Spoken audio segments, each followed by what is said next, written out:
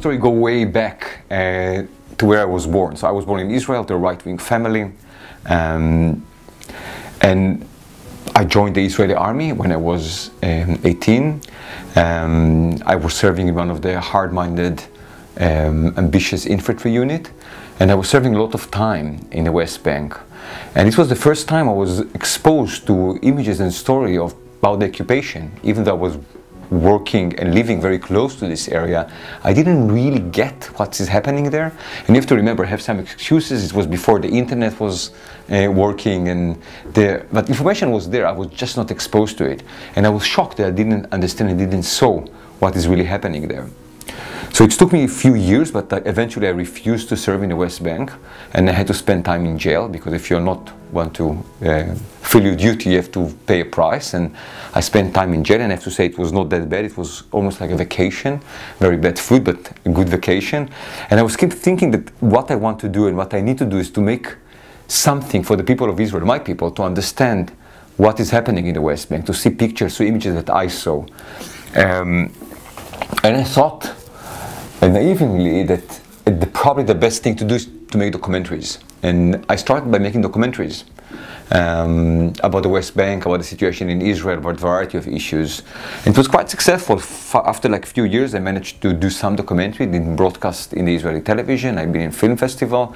But what struck me that two things. First of all, it's very hard to create real impact with documentaries. It's great to understand what's happening and to create awareness, but you're not really changing one-to-one situation on the ground in one hand.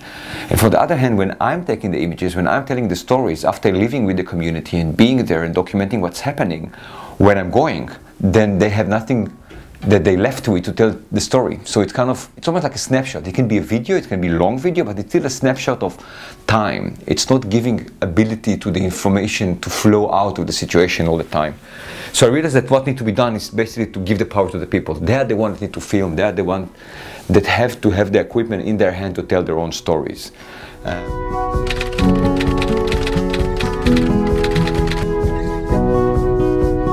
Videre is a human rights organization. What we do, we give cameras to people that living in oppressed communities, enabling them to document what's happening to them. So communities that suffering from atrocities or abuses, we're engaging with them, we're understanding which kind of images are missing, what story they cannot tell, we understand which equipment they need, we equip them, we train them and help them to document the abuses they want to show to the world. And then the next step will be to verify the information and make sure that this information is reaching out to places that we believe can create a positive change. So it can be decision makers, it can be placing them in the media to create awareness, it can be using them as evidence that lawyers can use them in court, or it can be about giving it back to civil society to build the campaigns and create a change within the community themselves.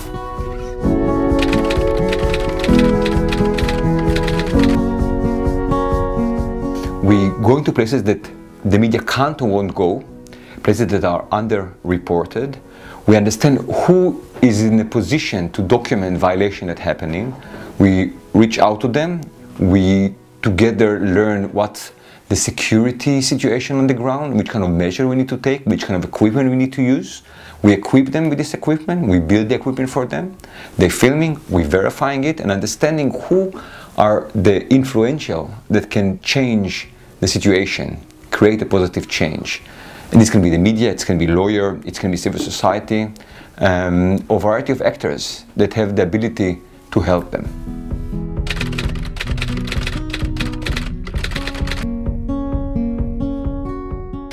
First of all, media should start looking about stuff before the drama is happening, because usually what we see in the news is not the reality.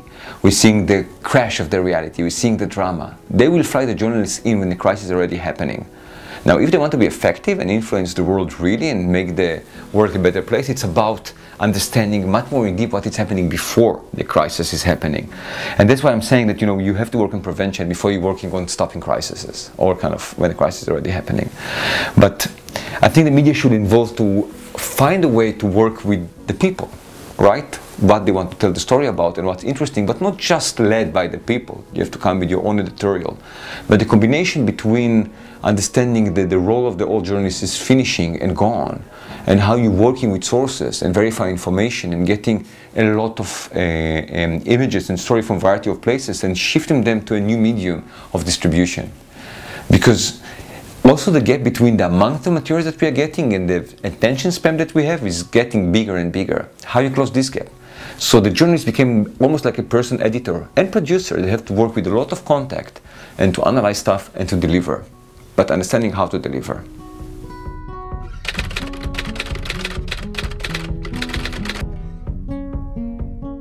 Being part of Ashoka, I guess first of all I'm curious about it.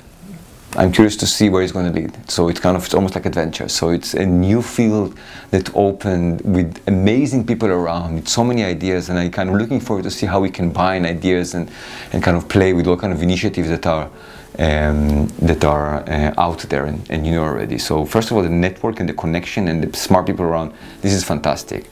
Yeah, and first of all, and kind of no, I'm very proud. I'm not sure really why you picked me, but I'm very proud of being here.